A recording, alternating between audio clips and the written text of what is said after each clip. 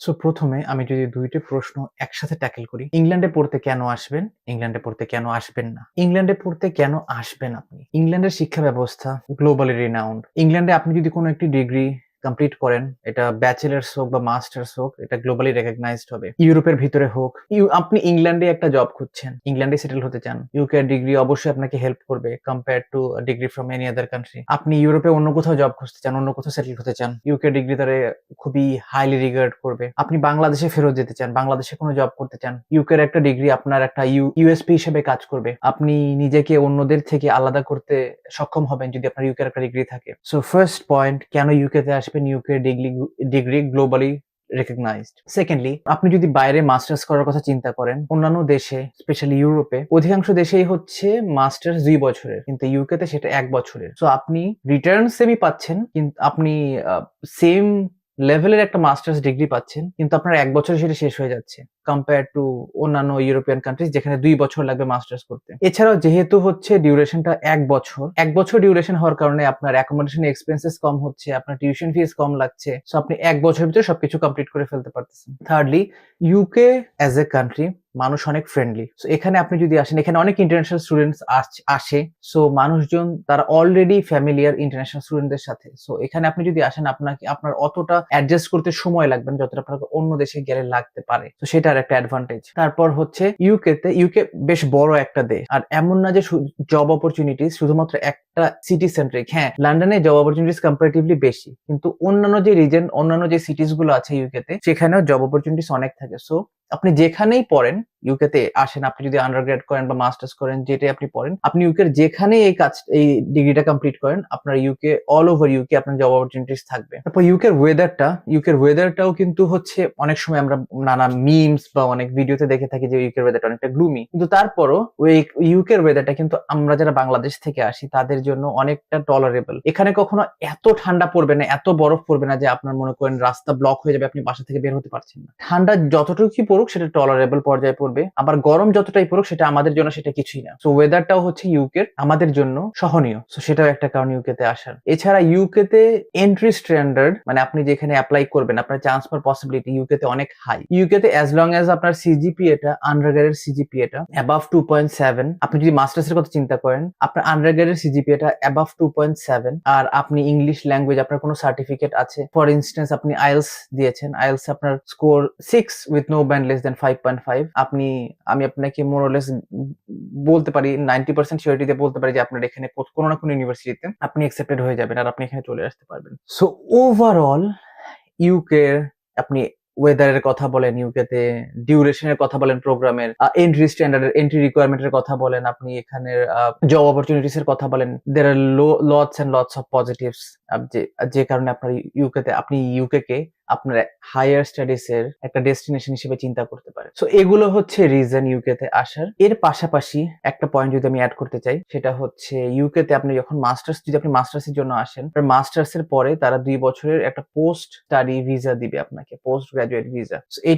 এটা কি ভিসা? এটা হচ্ছে আপনি যদি এখানে মাস্টার্স কমপ্লিট করেন বা ব্যাচেলার্সও কমপ্লিট করেন, ব্যাচেলার্স করলে ওরা আপনাকে ৩ বছর সময় দিবে। এই টাইমটা হচ্ছে আপনাকে জব খোঁজার জন্য একটা টাইম। সো এটাও একটা ইউনিক বেনিফিট ইউকে তে আসার, যে হচ্ছে আপনি পড়াশোনা শেষ করার পরও তারা আপনাকে একটা certain number of years time দিবে জব খোঁজার জন্য, যেটা অনেক দেশেই সেই অপশনটা নাই। সো এটাও একটা বড় অ্যাডভান্টেজ ইউকে। সো ওভারঅল এগুলো হচ্ছে ইউকে তে পড়তে আসার বেনিফিটস। এখন আমি যদি ২-১টা কারণ বলি যে ইউকে তে কেন হয়তো আপনার জন্য, মানে আমি বলবো না যেটা নেগেটিভস, বাট ইউকে আপনার জন্য এরকম কিছু কিছু কারণ আছে যেটার জন্য হয়তো পারে আপনার জন্য রাইট ফিট নাও হতে পারে। তো সেগুলো নিয়ে আমি একটু কথা বলি এখন। So first of all, UK তে এখন আপনি যদি স্টুডেন্ট হিসেবে আসেন, আপনাকে ডিপেন্ডেন্ট নিয়ে আসতে দিবেন না তারা। সো এই রুলসটা রিসেন্টলি চেঞ্জ হয়েছে যে আপনি আর ডিপেন্ডেন্ট নিয়ে আসতে পারবেন না এজ এ স্টুডেন্ট। যদি আপনি পিএইচডি করতে আসেন, কোনো রিসার্চ প্রোগ্রামে আসেন, তাহলে আনতে পারবেন, কিন্তু তাছাড়া আপনি মাস্টার্স এর জন্য যদি আসেন তাহলে ডিপেন্ডেন্ট নিয়ে আসতে পারবেন না। আর আন্ডার গ্রাজুয়েট ডিগ্রির জন্য তো ডিপেন্ডেন্ট আনাই যাবে না। সো আপনি যদি ম্যারিড হয়ে থাকেন আর আপনি যদি চান যে আপনার স্পাউস বা আপনার চিলড্রেন কে নিয়ে আপনি আসবেন একবারে, সেটা পসিবল হবে না আপনার স্টুডেন্ট থাকা অবস্থায়। আপনি যদি এখানে পড়াশোনা শেষ করার পরে আপনি একটা স্পন্সর্ড জব ম্যানেজ করেন, তারপর আপনি হচ্ছে স্কিলড ওয়ার্কার ভিসায় সুইচ করেন, তখন আপনি আপনার ডিপেন্ডেন্ট আনতে পারবেন, কিন্তু তার আগ পর্যন্ত আপনি আনতে পারছেন না। সো এটা কিছু কিছু মানুষের জন্য একটা অবস্টেকল হিসেবে কনসিডার করা যেতে পারে, যারা ফ্যামিলি ছাড়া আসা পসিবল না যাদের জন্য। সেকেন্ডলি হচ্ছে আপনি যখন এখানে পড়াশোনা শেষ করবেন, যেটা আমি বললাম যে হচ্ছে আপনি যদি ব্যাচেলার্স কমপ্লিট করেন বা মাস্টার্স কমপ্লিট করেন, আপনি একটা ভিসার জন্য অ্যাপ্লাই করতে পারেন, যেটাকে বলে হচ্ছে পোস্ট গ্রাজুয়েট ভিসা বা পোস্ট স্টাডি ওয়ার্ক পারমিট, যেটা আপনি বলেন। তখন আপনি যদি স্কিল ওয়ার্কার ভিসা যেতে চান, তাহলে আপনাকে একটা স্পন্সর্ড জব লাগবে। সো যে কোনো জব হবে না। সো স্কিল ওয়ার্কার ভিসার জন্য আপনাকে স্কিলড হতে হবে। এটার কিছু স্যালারি রিকোয়ারমেন্টস আছে, আরো বেশ কিছু স্পেসিফিক রিকোয়ারমেন্টস আছে যেটা ফুলফিল করতে হয় একটা স্কিল জবে যাওয়ার জন্য। সো এই ক্ষেত্রে আপনাকে অবশ্যই স্কিল ওয়ার্কার হওয়ার জন্য আপনাকে পড়াশোনাটা খুব ভালোভাবে করতে হবে। তো পড়াশোনা ভালোভাবে করতে হবে, আপনাকে হচ্ছে আপনার স্কিলটা ডেভেলপ করতে হবে, তারপর আপনি জবে অ্যাপ্লাই করে এরকম একটা জব ম্যানেজ করতে পারেন। তো এটা একটা চ্যালেঞ্জ হতে পারে, অনেক কেউ কেউ এটাকে চ্যালেঞ্জ হিসেবে কনসিডার করে, কিন্তু আপনি যদি এখানে পড়ার উদ্দেশ্য নিয়ে আসেন, আপনি এখানে যদি ভালো করে পড়াশোনা করেন, আপনার স্কিল ডেভেলপ করেন, আপনি পার্ট টাইম কাজ করেন রিলেভেন্ট ফিল্ডে, তাহলে অবশ্যই এটা আপনার জন্য কোনো সমস্যা হবে না। আর এছাড়া হ্যাঁ, চ্যালেঞ্জেস বলতে আমি আর কোনো নেগেটিভস বা কোনো চ্যালেঞ্জেস দেখছি না ইউকে তে আসার জন্য। আরেকটা যদি আমি বলি, সেটা হচ্ছে এখানে আপনার যদি ইংলিশ ল্যাঙ্গুয়েজ সার্টিফিকেট না থাকে, তাহলে আসাটা একটু ডিফিকাল্ট। কিছু কিছু ক্ষেত্রে আপনি যদি রিসেন্ট গ্রাজুয়েট হয়ে থাকেন, আপনি মিডিয়াম অফ ইনস্ট্রাকশন দিয়ে আসতে পারবেন, কিন্তু তাছাড়া ইংলিশ ল্যাঙ্গুয়েজ সার্টিফিকেট ছাড়া ইউকে তে আসা একটু ডিফিকাল্ট। ওভারঅল আমি যদি বলি, আমি যদি পজিটিভস আর নেগেটিভসও বলবো না, চ্যালেঞ্জেস গুলো কম্পেয়ার করি, ইউকে তে পজিটিভস অনেক বেশি কম্পেয়ার টু দ্য চ্যালেঞ্জেস। আপনি যদি এখানে আসেন, যেগুলো আপনি ফেস করবেন তার সাথে কম্পেয়ার করলে পজিটিভস অনেক অনেক বেশি। তো আমি বলবো আপনি যদি আপনার হায়ার স্টাডিজ এর জন্য কোনো কান্ট্রিকে চিন্তা করেন, আপনি ইউকে কে অবশ্যই সিরিয়াসলি কনসিডার করতে পারেন। ইউকে ইউনিভার্সিটির এন্ট্রি রিকোয়ারমেন্ট কি বা এন্ট্রি রিকোয়ারমেন্ট কেমন? সো ইউকে তে university to university entry requirement vary করে। আমি যদি আন্ডারগ্রেডের কথা চিন্তা করি বা মাস্টার্সের কথা চিন্তা করি, আন্ডারগ্রেডের ক্ষেত্রে আপনার একাডেমিক রিকোয়ারমেন্ট হবে আপনি এইচএসসি 12th কমপ্লিট করেছেন, আর আপনি যদি জিপিএ 5 এর ভিতরে কনসিডার করেন, আউট অফ 5 কত থাকা লাগবে। সো মোর অর লেস আপনার যদি অ্যাবাভ 4 থাকে, তাহলে আপনি সেফ, ওটাতে আপনি আসতে পারবেন। আপনি যদি মাস্টার্সের কথা চিন্তা করেন, তাহলে আপনার যদি জিপিএ আউট অফ 4 হয়, জিপিএ আউট অফ 4 হয়, অ্যাজ লং এজ এটা above 2.5 2.7 should be good enough. তো সেটা গেল একাডেমিক রিকোয়ারমেন্ট। এর পাশাপাশি আপনার একটা ইংলিশ ল্যাঙ্গুয়েজ সার্টিফিকেট লাগবে। সো আপনি যদি রিসেন্ট গ্রাজুয়েট হয়ে থাকেন, তাহলে আপনার যদি একটা মিডিয়াম অফ ইনস্ট্রাকশন থাকে, মিডিয়াম অফ ইনস্ট্রাকশন মানে আপনার ইউনিভার্সিটিটা যদি ইংলিশ মিডিয়াম ইউনিভার্সিটি হয়ে থাকে, যেখানে আপনার পড়াশোনা হয়েছে ইংলিশে, আপনার সবকিছু ইংলিশে হয়েছে, তখন আপনার ইউনিভার্সিটি আপনাকে একটা মিডিয়াম অফ ইনস্ট্রাকশন ডকুমেন্ট দিতে পারে, যেটা দিয়ে আপনি কিছু কিছু ইউনিভার্সিটির ইউকে তে আসতে পারবেন আইএলটিএস ছাড়া। বাকি যে ইউনিভার্সিটি গুলো আছে ইউকে তে, সেখানে আপনার কোনো না কোনো ইংলিশ ল্যাঙ্গুয়েজ সার্টিফিকেট থাকতে হবে। এখন কিছু কিছু সব ইউনিভার্সিটি আইএলটিএস অ্যাকসেপ্ট করবে, কিছু কিছু ইউনিভার্সিটি আইএলটিএস এর পাশাপাশি অন্যান্য কিছু টেস্টও অ্যাকসেপ্ট করে, যেরকম ল্যাঙ্গুয়েজ সার্ট আছে, ডুওলিঙ্গো আছে, এরকম বেশ কিছু টেস্ট আছে যেটা হচ্ছে কিছু কিছু ইউনিভার্সিটি অ্যাকসেপ্ট করবে। তো ওটা আপনাকে দেখতে হবে যে কোন ইউনিভার্সিটিতে কি রিকোয়ারমেন্ট আছে in terms of English language certification. So ওটা আপনাকে ফুলফিল করতে হবে। আইএলটিএস এর ক্ষেত্রে বেয়ার মিনিমাম রিকোয়ারমেন্ট হচ্ছে, মাস্টার্স এর জন্য বলছি, 6 with no band less than 5.5। Usually এটা থাকে হচ্ছে 6.5 with no band less than 6। আন্ডারগ্রেডের জন্য সবসময় সাধারণত 6 with no band less than 5.5 এরকমই থাকে মোরলেস অধিকাংশ ইউনিভার্সিটিতে। সো আপনার আন্ডারগ্রেডের আপনার ডিগ্রি লাগবে একটা, যেখানে সিজিপিএ এর যেটা কথা আমি অলরেডি বললাম, আপনার ইংলিশ ল্যাঙ্গুয়েজ সার্টিফিকেট লাগবে, তাহলে হচ্ছে আপনি এখানে ব্যাচেলার্স ও মাস্টার্সে অ্যাপ্লাই করার জন্য এলিজিবল হবেন। এছাড়াও বেশ কিছু ডকুমেন্টস রিকোয়ারমেন্ট আছে, এটা আমি হচ্ছে অন্যান্য ভিডিওতে বলবো যে হচ্ছে কি কি ডকুমেন্টস লাগে এখানে কোন একটা ডিগ্রির জন্য অ্যাপ্লাই করতে। তারপর হচ্ছে আমি যদি স্টাডি গ্যাপের কথা বলি, স্টাডি গ্যাপ ইউকে তে এটাও ডিপেন্ড করে, ভ্যারি করে ইউনিভার্সিটি। কিছু ইউনিভার্সিটি 15 ইয়ার্স এর স্টাডি গ্যাপ হলেও অ্যাকসেপ্ট করে, 20 ইয়ার্স এর স্টাডি গ্যাপ হলেও অ্যাকসেপ্ট করে, কিছু ইউনিভার্সিটি আবার 4-5 বছরের বেশি স্টাডি গ্যাপ অ্যাকসেপ্ট করে না। তো যেটাই হয়ে থাকুক আপনার স্টাডি গ্যাপ, আপনাকে অ্যাজ এ স্টুডেন্ট মানে অ্যাজ অ্যান অ্যাসপায়ারিং স্টুডেন্ট দেখাতে হবে যে আপনি ওই গ্যাপ ইয়ার গুলোতে কি করেছেন, আপনি কি জব করেছেন বা আপনি অন্য কোনো ডিগ্রি পারসিউ করেছেন, কি করেছেন আপনি ওই 4-5 বছর। কারণ কারো যদি 10 ইয়ার্স এর স্টাডি গ্যাপ থাকে, সে যদি বলে যে না আমি এটা 10 বছর কিছুই করিনি, তখন ইউকে ভিসা অথরিটি তারা কোয়েশ্চেন করতে পারে যে তাহলে 10 বছর পরে হুট করে আপনি কেন এখন আসতে চাচ্ছেন ইউকে তে পড়ার জন্য, কারণটা কি, আপনি এতদিন কিছু করেননি কেন। সো সেটাই হচ্ছে কথা। আপনার যতদিনের স্টাডি গ্যাপই হোক, কিছু ইউনিভার্সিটি থাকবে যারা এটা একসেপ্ট করবে স্টাডি গ্যাপ, কিন্তু আপনাকে প্রপার এক্সপ্লেনেশন দিতে হবে যে কেন আপনি after this many number of years আপনি কেন এখন আবার আসতে চাচ্ছেন, এখন কেন আবার আপনি পড়াশোনায় ফিরতে চাচ্ছেন। তো সেটা আপনাকে মাথায় রাখতে হবে। সো এখন ডকুমেন্টস কি কি লাগে ইউনিভার্সিটিতে অ্যাপ্লাই করার জন্য। ফার্স্ট আমি যেটা বললাম, আপনার একাডেমিক রিকোয়ারমেন্ট আপনাকে ফুলফিল করতে হবে। সো সেটা আপনি কিভাবে শো করবেন যে আপনি একাডেমিক রিকোয়ারমেন্ট ফুলফিল করেন? আপনাকে ট্রান্সক্রিপ্ট আর সার্টিফিকেট দিতে হবে। সো ট্রান্সক্রিপ্ট অনেকেই অনেক সময় থাকে যে হচ্ছে কেবল গ্রাজুয়েশন কমপ্লিট করেছে, তারা এখনো ফুল সার্টিফিকেটটা পায়নি, তাদের ক্ষেত্রে প্রফেশনাল সার্টিফিকেট দিলেও হবে, কিন্তু ট্রান্সক্রিপ্ট দিতেই হবে। এর পাশাপাশি আপনাকে হচ্ছে ইংলিশ ল্যাঙ্গুয়েজ সার্টিফিকেট দিতে হবে, সেটা আইএলস হোক বা মিডিয়াম অফ ইনস্ট্রাকশন হোক বা আপনি ডুওলিঙ্গো দিয়ে থাকেন, ল্যাঙ্গুয়েজ দিয়ে থাকেন, যেটাই আপনি করে থাকেন, আপনাকে সেই সার্টিফিকেটটা দিতে হবে। এর পাশাপাশি আপনাকে আপনার পাসপোর্ট দিতে হবে, তারপর হচ্ছে আপনার রেকমেন্ডেশন লেটার লাগবে অ্যাটলিস্ট 2টা থেকে 3টা। এখন আপনি যদি রিসেন্ট গ্রাজুয়েট হয়ে থাকেন তো আপনার এই 2টা থেকে 3টা রেকমেন্ডেশন সবগুলোই আপনার ইউনিভার্সিটি ফ্যাকাল্টি মেম্বারের কাছ থেকে নিতে হবে। আর আপনি যদি 5 বছর আগে মনে করেন আপনার আন্ডারগ্রেড কমপ্লিট করেছেন, তাহলে আপনাকে হচ্ছে আপনার যে এমপ্লয়ারের কাছ থেকে আপনি একটা নিতে পারেন বা 2টা নিতে পারেন, আর একটা হয়তো আপনার একাডেমিক দিতে পারেন। সো অ্যাটলিস্ট 2টা থেকে 3টা রেকমেন্ডেশন লেটার্স লাগবে অ্যাপ্লাই করার জন্য। তার পাশাপাশি কি লাগবে সেটা হচ্ছে আপনার একটা পার্সোনাল স্টেটমেন্ট লাগবে। পার্সোনাল স্টেটমেন্ট হচ্ছে আপনি কেন ওই ইউনিভার্সিটিতে, ওই পার্টিকুলার ইউনিভার্সিটিতে পড়তে চাচ্ছেন, আর হচ্ছে কেন ওই পার্টিকুলার সাবজেক্ট আপনি পড়তে চাচ্ছেন, আপনি কেন এখন পড়তে চাচ্ছেন। এই কোয়েশ্চেনগুলো অ্যান্সার করে আপনাকে একটি পার্সোনাল স্টেটমেন্টও লিখতে হবে, এটাকে আবার স্টেটমেন্ট অফ পারপাসও বলা হয়ে থাকে। সো সেটাতে আমরা আপনাকে গাইড করবো কিভাবে লিখতে হয়, এমনকি রেকমেন্ডেশন লেটারগুলোতেও কি কি টপিকস মেনশন করতে হয় সেটাও আমরা আপনাকে গাইড করে দিব। এখন আপনি যদি ব্যাচেলার্সের জন্য অ্যাপ্লাই করেন আর কেবল আপনার 12th কমপ্লিট করেছেন, এইচএসসি হোক আর যেটাই হোক, তো সেই ক্ষেত্রে আপনার অবশ্যই হচ্ছে ইউনিভার্সিটি আপনার কলেজের টিচার্সদের রেকমেন্ডেশন লেটার লাগবে। সো বেসিক্যালি এগুলো হচ্ছে ডকুমেন্ট রিকোয়ারমেন্টস। আপনার পাসপোর্ট লাগবে, আপনার একাডেমিক ট্রান্সক্রিপ্ট সার্টিফিকেটস লাগবে, আপনার হচ্ছে ইংলিশ ল্যাঙ্গুয়েজ সার্টিফিকেট লাগবে, আপনার রেকমেন্ডেশন লেটার্স লাগবে, আর হচ্ছে আপনার পার্সোনাল স্টেটমেন্ট লাগবে। এই ক্ষেত্রে শুধুমাত্র একটা এডিশনাল রিকোয়ারমেন্ট থাকে যারা প্রফেশনাল হয় তাদের জন্য। সো আপনার সেই ক্ষেত্রে আপনি যদি ওয়ার্কিং প্রফেশনাল হন, আপনার একটা স্টাডি গ্যাপ আছে যেখানে আপনি জব করছেন, সেক্ষেত্রে আপনার ওয়ার্ক এক্সপিরিয়েন্স সার্টিফিকেটটাও লাগে, যে ওই পিরিয়ডে আপনি যে কাজ করছেন এটা প্রুফ, অ্যাজ এ প্রুফ আপনাকে ওয়ার্ক এক্সপিরিয়েন্স সার্টিফিকেট দিতে হবে। এখন আমি যদি একটু টিউশন ফিসটা নিয়ে কথা বলি, টিউশন ফিসটা ভ্যারি করে ইউকে তে। সো এটাও ইউনিভার্সিটি ভ্যারি করে। রেঞ্জটা মোরলেস হয় 11-12,000 পাউন্ডস থেকে এটা মনে করেন আপনার 30,000 পাউন্ডস পর্যন্ত যেতে পারে। সো বেয়ার মিনিমামটা হচ্ছে 12,000 পাউন্ডস। সো এমন না যে আপনাকে হচ্ছে ফুল অ্যামাউন্টটা আপনাকে একসাথে পে করতে হবে। ইউজুয়ালি ইউনিভার্সিটি গুলো যেটা অ্যালাউ করে সেটা হচ্ছে প্রথমে আপনি একটি ইনিশিয়াল ডিপোজিট পে করবেন, সেটা সাধারণত 40-50% অফ দ্য টিউশন ফি হয়। সো টিউশন ফিস যদি মনে করেন 12,000 পাউন্ড হয়, তো তাহলে আপনাকে 5-6,000 পাউন্ড দিতে হবে প্রথমে। তারপর এখানে আসার পরে বাকি টাকাটা আপনি ইনস্টলমেন্টে দিতে পারবেন। কিন্তু বেয়ার মিনিমাম হচ্ছে 12,000 পাউন্ডের মতো আপনাকে লাগবে আপনি যদি ইউকে তে পড়াশোনা করতে আসতে চান। মাস্টার্স এর জন্য অ্যাটলিস্ট 12,000 পাউন্ডের মতো লাগবে। ব্যাচেলার্স এর জন্য যদি আপনি আসতে চান, ইউজুয়ালি ব্যাচেলার্স ডিগ্রি ইউকে তে হয় 3 বছরের, তো প্রতি বছরের জন্য আনুমানিক আপনাকে 12,000 পাউন্ডের মতো দিতে হবে। সো এখন আপনার প্রশ্ন জাগতে পারে যে হচ্ছে যদি প্রতি বছর 12,000 করে হয় তাহলে 3 বছরের জন্য তো 36,000 পাউন্ডস। তো তাহলে আপনাকে কি 50% মানে 80,000 পাউন্ডস প্রথমেই দিতে হবে কিনা? তা না, আপনার প্রথম ফার্স্ট ইয়ারে যে টিউশন ফিসটা থাকবে মনে করেন হচ্ছে 12,000 পাউন্ডস, সেটার 50% মনে করেন 6,000 পাউন্ডস সেই ইনিশিয়াল ডিপোজিট আপনাকে পে করতে হবে, আর প্রতি বছরে তারপর আপনাকে হচ্ছে অ্যানুয়াল টিউশন ফিস গুলো পে করতে হবে। আর আপনি যদি স্কলারশিপের কথা চিন্তা করেন, হ্যাঁ, আপনি যদি একাডেমিক্যালি অনেক গিফটেড হন, আপনার গ্রেডস অনেক ভালো থাকে, আপনার এক্সট্রা কারিকুলার অ্যাক্টিভিটিস থাকে, তাহলে আপনাকে আপনার স্কলারশিপ অপরচুনিটিস আছে। বেশ কিছু ইউনিভার্সিটি ইউকে তে আছে যেখানে হচ্ছে তারা 50% স্কলারশিপ দেয়, কোথাও দুই একটা ইউনিভার্সিটি যেখানে 100% স্কলারশিপ দেয়, সেই অপশনটা আছে। যদি আপনার সিজিপিএ মনে করেন আপনি মাস্টার্সের জন্য অ্যাপ্লাই করছেন, আপনার আন্ডারগ্রেড সিজিপিএ হচ্ছে 3.8, 3.9 এরকম, আপনি অনেক এক্সট্রা কারিকুলার অ্যাক্টিভিটিস করেছেন, আপনার ওয়ার্ক এক্সপিরিয়েন্স আছে, তাহলে কিছু ইউনিভার্সিটি আছে যেখানে আপনি সাবস্টেন্সিয়াল স্কলারশিপ পাবেন। তাছাড়া বাকি সব ইউনিভার্সিটিজে স্কলারশিপ অপরচুনিটিসটা অতটা বেশি নেই। আপনি ম্যাক্স হলে হয়তো আপনার টিউশন ফিস যদি থাকে 17,000, এট ম্যাক্স আপনার হয়তো 3,000, 4,000 এরকম স্কলারশিপ পাওয়া যেতে পারে। কিন্তু যেগুলো ইউনিভার্সিটি টিউশন ফিস আবার মনে করেন 12,000, 13,000 পাউন্ড, তারা অত স্কলারশিপ দিবে না আপনাকে। তারা দিলে হয়তো 1,000, 1,500, 2,000 ম্যাক্স এরকম স্কলারশিপ দিতে পারে, কিন্তু আলটিমেটলি ডিপেন্ড করে আপনার প্রোফাইলের উপরে। তো এরকম নেই যে হচ্ছে আপনার যেটাই সিজিপিএ থাকুক যাই থাকুক তারা স্কলারশিপ দিবে। আপনার সিজিপিএটা যদি একটু ভালো থাকে, অ্যাবাভ অ্যাভারেজ থাকে, আর আপনার হচ্ছে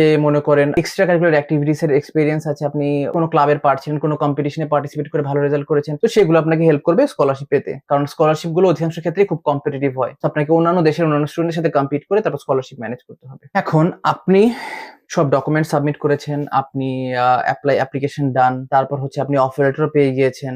এখন হচ্ছে আপনার নেক্সট স্টেপটা হবে ভিসার জন্য অ্যাপ্লাই করা। তো আপনি যখন ডিপোজিটটা পে করবেন তখন হচ্ছে ইউনিভার্সিটি থেকে আপনাকে ক্যাশ বলে একটি ডকুমেন্ট দিবে, সেই ক্যাশ CAS, এই ডকুমেন্টটা পাওয়ার পর আপনি ভিসার জন্য অ্যাপ্লাই করতে পারবেন। তো ভিসার জন্য অ্যাপ্লাই করতে আপনার কি কি লাগবে? সো আপনি ইউনিভার্সিটিতে অ্যাপ্লাই করার জন্য যে ডকুমেন্টস গুলো দিয়েছিলেন সেই ডকুমেন্টস গুলো তো সাবমিট করতেই হবে। এর পাশাপাশি আপনাকে হচ্ছে টিবি টেস্টের সার্টিফিকেট দিতে হবে। সো বাংলাদেশে ডিফারেন্ট স্পেসিফিক কিছু জায়গা আছে যেখান থেকে আপনি টিবি টেস্ট করাতে পারবেন ইউকে ভিআই এর জন্য, মানে ইউকে ভিসা অথরিটির জন্য। সো ওখান থেকে আপনি টিবি টেস্ট করিয়ে সে টিভি টেস্ট সার্টিফিকেট জমা দিতে হবে। আর আপনার ওই সার্টিফিকেটস গুলো তো জমা দিতেই হবে, এর পাশাপাশি আপনাকে একটা ব্যাংক স্টেটমেন্ট দেখাতে হবে। সেই ব্যাংক স্টেটমেন্টে আপনাকে একটা সার্টেন অ্যামাউন্ট দেখাতে হবে। সো এটা সবার জন্য সেম না। সো আমি আপনাদেরকে একটা এক্সাম্পল দিয়ে বুঝাই। সো আপনার টিউশন ফিস যদি হয় 12,000 পাউন্ডস, আপনি অলরেডি পে করেছেন 6,000 পাউন্ডস, সো রিমেইনিং হচ্ছে 6,000 পাউন্ডস। আর আপনার হচ্ছে আপনি ইউকেতে যে কোনো একটা সিটিতে আসলে অ্যাপ্রক্সিমেটলি আপনাকে দেখাতে হবে যে আপনার 1 বছরের জন্য লিভিং এক্সপেন্সের জন্য 10,000 পাউন্ডস এর মতো আছে। সো এক্সাক্ট অ্যামাউন্ট 10,000 না, রাফলি আমি 10,000 বলছি। সো অল টুগেদার কত হলো? 10,000 প্লাস 6,000, 16,000 পাউন্ডস। তো 16,000 পাউন্ডস এখন যদি আমি বাংলাদেশের পাউন্ড টু টাকার হিসাব করি, রাফলি 20-22 লাখ টাকার মতো হবে। সো আপনাকে এই 22 লাখ টাকার মতো 28 ডেজ এর মতো দেখাতে হবে ব্যাংকে। 28 ডেজ এর ব্যাংক স্টেটমেন্ট ম্যানেজ করে জমা দিতে হবে। সো ভিসার জন্য আপনি অ্যাপ্লাই করতে, সো আমি যেটা বললাম ডকুমেন্টস কি কি লাগছে, একাডেমিক সার্টিফিকেটস, ট্রান্সক্রিপ্ট সবকিছু, পাশাপাশি হচ্ছে আপনার টিবি টেস্টের সার্টিফিকেট আর হচ্ছে আপনার ব্যাংক স্টেটমেন্ট, এগুলো দিয়ে আপনি অ্যাপ্লাই করতে পারবেন। ব্যাংক স্টেটমেন্টের ক্ষেত্রে একটা রিকোয়ারমেন্ট হচ্ছে, সাধারণত যেটা হয় কি, আপনি যেই দিনের ব্যাংক স্টেটমেন্টটা জমা দিবেন, ভিসা অথরিটি চেক করবে যে ওই দিন আপনার অ্যাকাউন্টে ওই অ্যামাউন্টটা ছিল কিনা। সো আপনি যদি এরপর ওখান থেকে ব্যাংকের টাকাটা যদি আপনার কিছু কমেও যায় বা কিছু বেড়েও যায়, ডাজেন্ট ম্যাটার। কিন্তু আমরা রেকমেন্ড করি যে ওই আনলেস এন্ড আনটিল আপনি ভিসাটা হাতে পাচ্ছেন, আপনি ব্যাংকে ওই অ্যামাউন্ট অফ মানি রেখে দেন। সো যেটাই হলো, সো এই ডকুমেন্টস গুলো সহ যখন আপনি অ্যাপ্লাই করবেন, অ্যাপ্লাই করার পরে মোরলেস 3 to 4 উইকস এর ভিতরে আপনার ভিসা ডিসিশন চলে আসবে। সো এখন ভিসা অ্যাপ্লিকেশন করার সময় অনেকের মনে কোয়েশ্চেন থাকতে পারে যে আমার প্রিভিয়াস ভিসা রিফিউজাল আছে, আমি কি অ্যাপ্লাই করতে পারবো কিনা? পারবেন, অবশ্যই আপনি অ্যাপ্লাই করতে পারবেন, আপনার যদি হচ্ছে সার্কামস্ট্যান্সেস চেঞ্জ হয়। সো সেটা হচ্ছে মেইন কোয়েশ্চেন। সো আপনার যদি প্রিভিয়াসলি আপনি ভিসা অ্যাপ্লাই করে থাকেন, তারা কোন একটা কারণে আপনার ভিসা রিফিউজ করেছে, তো আপনাকে এখন এটা প্রুভ করতে হবে কিভাবে আপনার সিচুয়েশনটা চেঞ্জ হয়েছে, তখন যে ইস্যুটা ছিল সেই ইস্যুটা কিভাবে আপনি রিজলভ করেছেন। এটা যদি আপনি প্রপারলি শোকেস করতে পারেন, ইউনিভার্সিটি থেকেও আপনি অফার পাবেন, আবার হচ্ছে আপনি যখন ভিসার জন্য অ্যাপ্লাই করবেন আপনার ভিসাও হয়ে যাবে। কিন্তু জিনিসটা হচ্ছে কি, আপনাকে প্রপারলি শো করতে হবে যে আপনার যেই কারণে তারা প্রিভিয়াসলি রিফিউজ করেছিল সেই কারণটা আর এখন এক্সিস্ট করছে না, সেটা রিজলভ। ওকে, নেক্সট কোয়েশ্চেন, ইউকে তে থাকার খরচ কেমন? 1 বছর পড়তে প্লাস থাকতে এবং খেতে কেমন খরচ হবে? সো এটা আপনার ইউকে তে থাকতে আপনার অ্যাকোমোডেশন এক্সপেন্স বা আপনার হচ্ছে লিভিং এক্সপেন্স কত হবে, এটাও ভ্যারি করে যে আপনার লাইফস্টাইলটা কেমন। আপনি যদি একটা শেয়ার্ড অ্যাকোমোডেশনে থাকেন, তাহলে আপনার রেন্ট মোর অর লেস হবে হচ্ছে 500 to 600 পাউন্ডস পার মান্থ।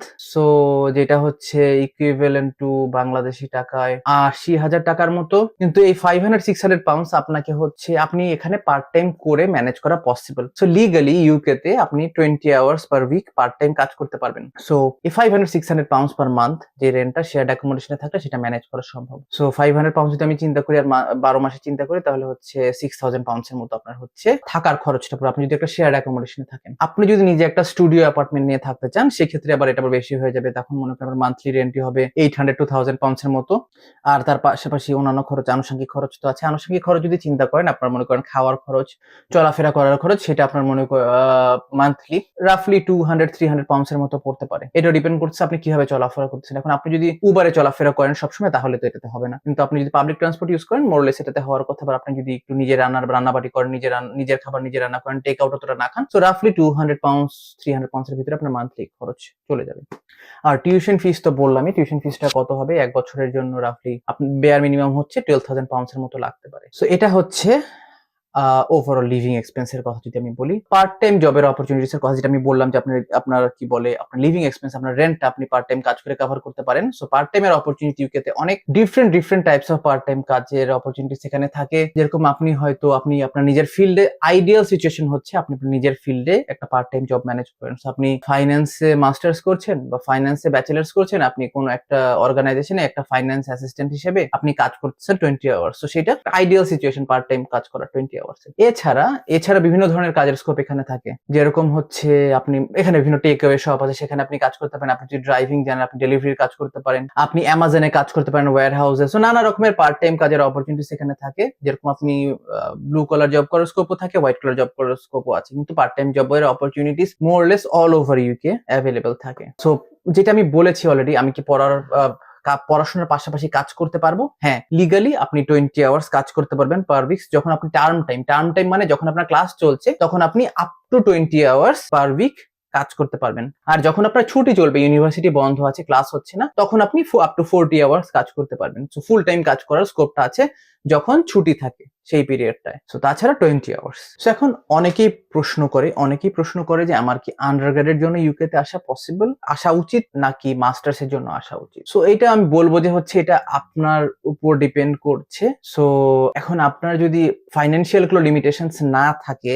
আর আপনি হচ্ছে ইউকে বা ইউরোপিয়ান কোনো কান্ট্রিতে সেটেল হতে চান, তাহলে অবশ্যই রেকমেন্ড করবো যে হচ্ছে আপনি ইউকে তে চলে আসেন, এখানে ব্যাচেলার্স করেন, মাস্টার্স করেন, এটাতে আপনার ওভারঅল পিআর পাওয়ার পসিবিলিটিটা অনেক বেড়ে যাবে, সবকিছুই প্রসেসটা অনেক ইজি হয়ে যাবে যদি আপনি আন্ডারগ্রেডের সময় আসতে পারেন। আপনার এখানের কালচারের সাথে অ্যাসিমিলেট হতে, আপনার কালচারের সাথে নিজেকে মানিয়ে নিতে অনেক সহজ হবে আপনি যদি আন্ডারগ্রেডের সময় এখানে আসেন। কিন্তু বাস্তবতা যদি আমি চিন্তা করি, বাংলাদেশে আমরা যারা বাংলাদেশি, আমাদের জন্য অনেক ক্ষেত্রেই ফাইন্যান্সিয়ালি আন্ডারগ্রেডটা কস্টটা কভার করা খুব ডিফিকাল্ট হয়ে যায়, কারণ টিউশন ফিস অনেক হয়। লাইক £36,000 মানে হচ্ছে 3 বছরের জন্য £36,000 মানে হচ্ছে 50-60 লাখ টাকার মতো।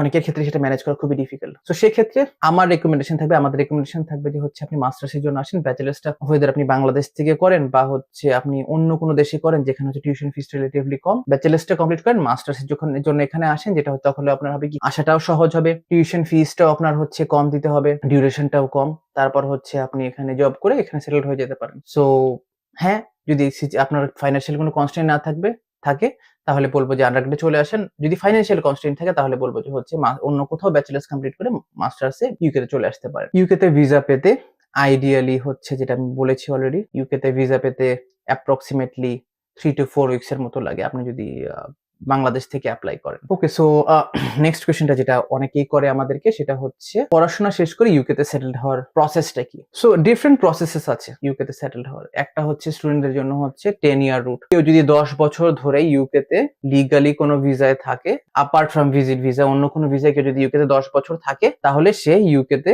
আইএলআর বা পিআর, পার্মানেন্ট রেসিডেন্সি যেটা আপনি বলেন, সেটা পেয়ে যাবে। সো অনেকে যেটা করে সেটা হচ্ছে যে ইউকে তে ব্যাচেলার্স ডিগ্রি করে, তারপর হচ্ছে মাস্টার্স করে, তারপর পিএইচডি করে, এভাবে তাদের 10 বছর হয়ে যায়, তারপর তারা পিআর বা আইএলআর এর জন্য অ্যাপ্লাই করে। সো সেটা একটা অপশন, যে 10 বছরের একটা রুট অনেকে নিয়ে থাকে। আর একটা অপশন হচ্ছে যেটা হচ্ছে আইডিয়াল সিচুয়েশন, সেটা হলো আপনি ব্যাচেলার্স কমপ্লিট করলেন বা মাস্টার্স কমপ্লিট করলেন, করার পরে আপনি গ্র্যাজুয়েট ভিসায় গেলেন বা পোস্ট স্টাডি ভিসায় গেলেন, সেখানে গিয়ে আপনি একটি স্কিলড ওয়ার্কার ভিসা বা স্পন্সার্ড একটা জব ম্যানেজ করলেন। সো আপনি যদি স্পন্সার্ড জব ম্যানেজ করতে পারেন, আপনি তখন নতুন একটা ভিসার জন্য অ্যাপ্লাই করবেন, সেটা হচ্ছে skilled worker visa. Skilled worker visa আপনি যদি 5 বছর থাকেন, 5 বছর পরে আপনি আইএলআর পেয়ে যাবেন, ইনডিফিনিটলি লিভ টু রিমেইন যেটা বলে, বা পিআর আপনি যেটাই বলেন, সেটা 5 বছর পরে পেয়ে যাবেন। 5 বছর পরে পিআর পাওয়ার 1 বছর পরে আপনি পাসপোর্টের জন্য অ্যাপ্লাই করতে পারেন, ব্রিটিশ পাসপোর্টের জন্য। আরেকটা অপশন হচ্ছে আপনি গ্র্যাজুয়েট ভিসায় গেলেনই না, আপনি হচ্ছে ব্যাচেলার্স বা মাস্টার্স কমপ্লিট করলেন, করার পরে ইমিডিয়েটলি আপনি একটা স্পন্সার্ড জব ম্যানেজ করে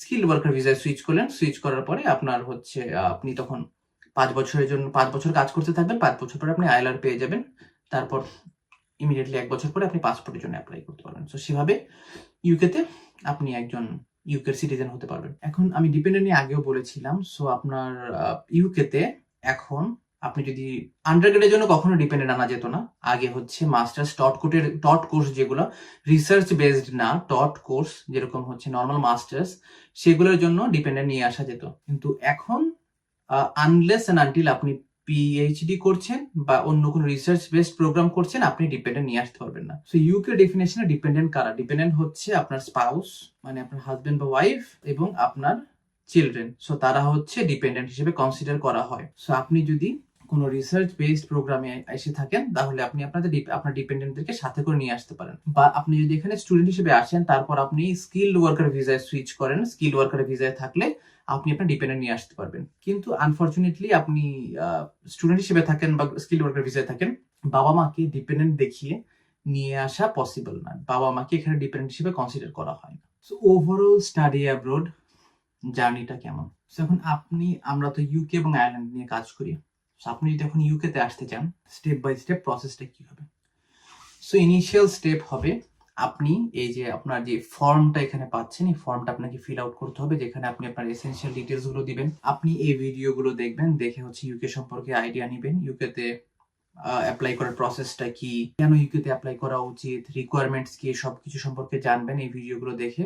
এর পাশাপাশি আপনার যদি আর কোনো এডিশনাল কোয়েশ্চেন্স থাকে যেটা এই ভিডিওগুলো দিয়ে আমরা অ্যান্সার করতে পারছি না, তাহলে হচ্ছে আপনি আমাদের সাথে একটি কলও বুক করতে পারেন, কনসালটেন্সি কল, যেখানে আমরা আপনার আর কোনো এডিশনাল কোয়ারি থাকলে সেগুলো অ্যান্সার করে দিব। সো সব ইনফরমেশন আপনি পাওয়ার পরে আপনি ফর্মটা ফিল আউট করবেন। ফর্মটা ফিল আউট করার পরে ডিটেলসগুলো আমাদের কাছে আসবে। আসার পরে যেটা হবে, আমরা আপনার জন্য একটি প্রোফাইল ক্রিয়েট করব আমাদের পোর্টালে। প্রোফাইলটা ক্রিয়েট করার পারপাসটা হচ্ছে বোঝা, যে আমরা মানে চেক করা যে কোন কোন ইউনিভার্সিটি এবং কোন কোন প্রোগ্রামের জন্য আপনি এলিজিবল। যখন আপনার সবগুলো ডিটেলস আমরা পেয়ে যাচ্ছি, আমরা আপনার পোর্টালে প্রোফাইল ক্রিয়েট করব এবং চেক করব কোন কোন ইউনিভার্সিটির জন্য আপনি এলিজিবল। সো যখন আমরা প্রোফাইলটা ক্রিয়েট করব, আপনার ডিটেলস এর পাশাপাশি আপনার একাডেমিক ডকুমেন্টস গুলো তখন আমাদের লাগবে, যেরকম হচ্ছে একাডেমিক ট্রান্সক্রিপ্ট, একাডেমিক সার্টিফিকেট, আপনার passport, recommendation letters, like 2 to 3 recommendation letters, আপনার পার্সোনাল স্টেটমেন্ট, সবকিছু, বা এবং যদি আপনি জব করেন আপনার ওয়ার্ক এক্সপিরিয়েন্স সার্টিফিকেট, এই সবকিছুই আমাদের লাগবে। আমাদের সেগুলো পোর্টালে আপলোড করতে হবে। করার পরে আমরা আপনাকে হচ্ছে ইউনিভার্সিটি শর্টলিস্ট করে দিব। সো ইউনিভার্সিটি আপনাকে মনে করেন 5টা আমরা শর্টলিস্ট করে দিলাম। আপনি বললেন যে এখান থেকে যে কোনো হচ্ছে 3টা ইউনিভার্সিটি আমি অ্যাপ্লাই করতে চাই।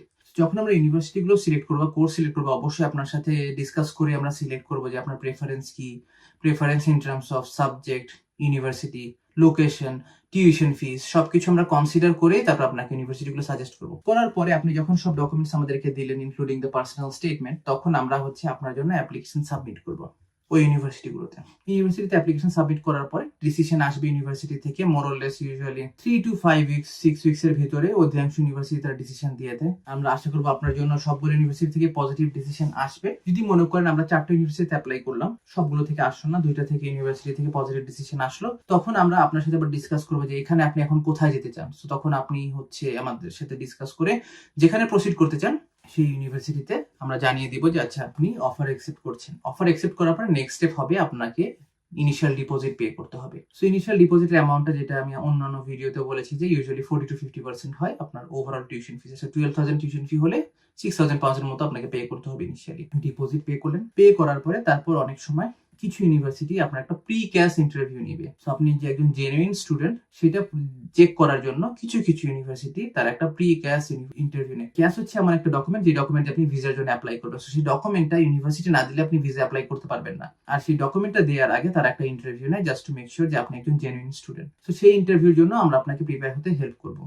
পুরো প্রসেসটাতে আমরা হেল্প করবো, এটাতে আমরা হেল্প করবো। সো প্রি ক্যাশ ইন্টারভিউ হলো যেখানে মেইনলি আপনাকে জিজ্ঞাসা করা হবে যে হচ্ছে আপনি কেন ইউকে তে পড়তে যাচ্ছেন, কেন ওই পার্টিকুলার ইউনিভার্সিটিতে যাচ্ছেন, কেন আপনি ওই সাবজেক্টটাই পড়তে যাচ্ছেন। সো এগুলো নিয়ে মেইনলি কথা হবে। সো আপনি প্রি ক্যাশ ইন্টারভিউ পাস করলেন, করার পরে তারপর তারা আপনাকে একটা ক্যাশ দিয়ে দিবে, ক্যাশ ইস্যু করে দিবে। ক্যাশ ইস্যু করার পরে তারপর আপনি হচ্ছে আপনার সবগুলো ডকুমেন্ট, যেরকম হচ্ছে আপনার academic certificate, transcript, passport, recommendation letter, personal statement, এগুলো প্লাস আপনার TB certificate, TB test certificate এবং ব্যাংক স্টেটমেন্ট নিয়ে আপনি হচ্ছে, এবং ক্যাশ, অবশ্যই ক্যাশ ডকুমেন্টটা নিয়ে আপনি হচ্ছে ভিসার জন্য অ্যাপ্লাই করবেন। সো ভিসায় অ্যাপ্লাই করার পরে সেখান থেকে হচ্ছে আপনি 3 to 5 weeks এর ভিতরে আপনি ডিসিশন পেয়ে যাবেন আপনার ভিসার। ইনশাআল্লাহ সেই ভিসার ডিসিশন পজিটিভই হবে, আপনি ভিসা পেয়ে যাবেন। ভিসা পাওয়ার পরে তারপর হচ্ছে আপনার স্টাডি, আপনার কোর্স যখন শুরু হবে তার 3 মাস আগ পর্যন্ত আপনি হচ্ছে ইউকে তে এন্ট্রি করতে পারবেন। সো তখন হচ্ছে আপনাকে ফ্লাইট বুক করে, অ্যাকোমোডেশন বুক করে ইউকে তে মুভ করতে হবে। সো এটা হচ্ছে ওভারঅল আপনার জার্নিটা। এখন থেকে আপনি ইউকে তে যাওয়া পর্যন্ত এই স্টেপগুলোর ভিতর দিয়ে বেসিক্যালি আপনাকে যেতে হবে। এখন আমরা যদি একটু খরচটা নিয়ে কথা বলি, ভিসা অ্যাপ্লিকেশন ফিসটা নিয়ে। So at the moment UK তে ভিসা অ্যাপ্লিকেশন ফি হচ্ছে 490 পাউন্ড। সো এটা চেঞ্জ হতে পারে, মাঝে মাঝে চেঞ্জ হয় ভিসা অ্যাপ্লিকেশন ফিসটা। সো কিন্তু এট দ্য মোমেন্ট এটা 490 পাউন্ড। ইউকে তে ভিসা অ্যাপ্লাই করার জন্য স্টুডেন্ট ভিসা, এই যে ভিসা ফিটা, এটা ছাড়াও আর একটা জিনিস পে করতে হয়, সেটা হচ্ছে আইএইচএস ফি। আইএইচএস হচ্ছে ইমিগ্রেশন হেলথ সারচার্জ। কেন এই ফিসটা পে করতে হয়? এটা পে করার কারণটা হচ্ছে, এটা আপনার এখানে যদি আপনার ডাক্তারের কাছে যেতে হয় বা হচ্ছে আপনার অন্য কোনো মেডিকেল বেনিফিটস ফ্যাসিলিটিস ইউজ করতে হয়, তাহলে এই যে আপনি আইএইচএস ফিসটা পে করছেন, এটার জন্য আপনি এই সবকিছু এখানে কোনো এডিশনাল কস্ট পে করা ছাড়াই আপনি ইউজ করতে পারবেন। সো আপনার শরীর খারাপ করলে আপনি ডক্টরের কাছে গেলেন, আপনার কোনো পে করতে হবে না। আইএইচএস ফিসটাই এটা সবকিছু, সব খরচ কভার করবে। সো আইএইচএস ফিসটা হচ্ছে, আপনি যদি মাস্টার্স এর জন্য আসেন, 1 বছরের মাস্টার্স প্রোগ্রাম, তাহলে আইএইচএস ফিজের অ্যামাউন্ট হবে 1164 পাউন্ড, 1164 এই অ্যামাউন্ট হবে। আর আপনি যদি ব্যাচেলার্স এর জন্য আসেন, 3 বছরের ব্যাচেলার্স ডিগ্রি, তাহলে টোটাল আপনাকে যে অ্যামাউন্টটা পে করতে হবে সেটা হচ্ছে 2716, 2716 পাউন্ড। তো এই অ্যামাউন্টটা পে করতে হবে। সো আপনি যদি ভিসার জন্য অ্যাপ্লাই করেন ইউকে তে, তাহলে আপনাকে ভিসা ফিটা পে করতে হবে, প্লাস আইএইচএস ফি যেটা আছে সেটা পে করতে হবে। সো এখন আমরা একটু ব্যাংক স্টেটমেন্টের রিকোয়ারমেন্টটা নিয়ে কথা বলি, কারণ অনেকেরই এটা নিয়ে কোয়েশ্চেন থাকে। সো ব্যাংক স্টেটমেন্টে যেটা আমি অন্য একটা ভিডিওতেও বলেছি, ব্যাংক স্টেটমেন্টে এমন দেখাতে হবে হচ্ছে আপনার tuition fees, remaining tuition fees plus living expense কত সেটা হচ্ছে আপনার ব্যাংকে আছে। সো আপনার টিউশন ফিস ধরলাম 12,000 পাউন্ডস, রিমেইনিং হচ্ছে 6,000 পাউন্ডস। সেই 6,000 পাউন্ডস তো ব্যাংকে দেখাতেই হবে। এর পাশাপাশি আপনার ওই প্রোগ্রামের ডিউরেশনের জন্য আপনার ব্যাংকে লিভিং এক্সপেন্স আছে কিনা সেটা দেখাতে হবে। সো লিভিং এক্সপেন্সের জন্য কত দেখাতে হবে? সো আপনি যদি